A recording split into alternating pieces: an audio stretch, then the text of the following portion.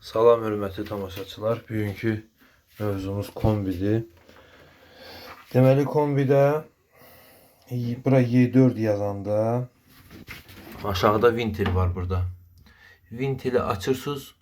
O su təzyiqi yavaş-yavaş çoxalır. 2,5-da, 2,3-də, 2,4-də, 2,5-də. Orada təzədən bağlayırsınız. Bu balaca vintil. Burada qara rəngli vintil var. Bilmirəm qaranlıqda görünür yoxsa yox. Boşum. Bu qara vintil var. Onu açdınız. Bu avtomatik olaraq çoxalır. Bura Y3 yazanda isə açırsınız, tökürsünüz kombini. Burada çətin bir şey yoxdur. Əlinizə alırsınız diş şotkasını. Diş şotkasından başlayırsınız bu deşikləri bir-biri təmizləməyə. Ehtiyatla təmizləyin ki, bunlar çox kövrəkdir. Sıra zəyilir. Bunları yavaş-yavaş təmizləyirik.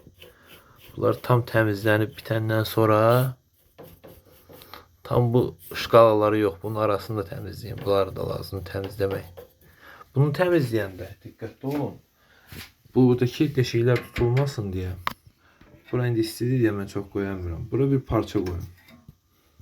Çox adam yuyur, su falan fıskırtır. Ama lazım deyil ona su fıskırtmaq. Bu deşiklərin üstünü açırsınız. Ondan sonra bir sosla, toz soranla, buranı toz soranlamağı da olar, üfürüb çıxartmaq da olar ki, bu toçkalar çox acıdırlar. Sonra bunu təmiz götürüb, sonra bu deşikləri bir-bir açırıq. Üstünə bura. Açdıq. Əzən qoşuruq.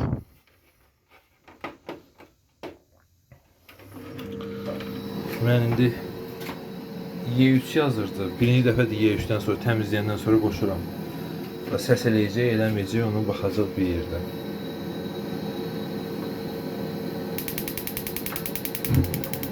Sonra işlədir. Əla. İşlədir. Sonra indi söndürürük, biraz soğumağını gözləyib təzədən bağlayırıq. Yəni bu yananda bura yaxın durmaq məsləhət deyil. Çünki buradakı top da vura bilər əlinizi, burada yandıra bilər əlinizi. Ona görə bağlayın, sonra bir dəfəlik işinizə davam edin. Sağ olun.